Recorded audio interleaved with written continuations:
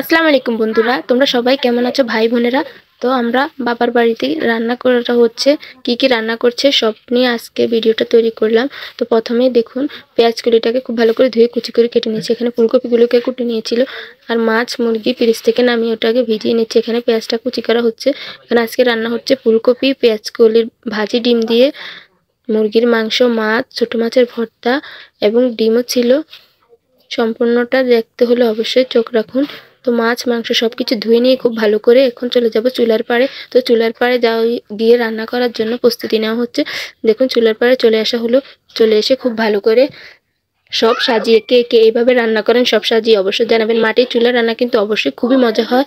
কে কে এটার মধ্যে একমত অবশ্যই জানাবেন। আর এখানে পেঁয়াজকলি ভর্তার জন্য নেওয়া হচ্ছে সাজিয়ে গুছিয়ে পেঁয়াজকলি ভর্তার যদি রেসিপি দেখতে চান অবশ্যই পাশে থাকবেন।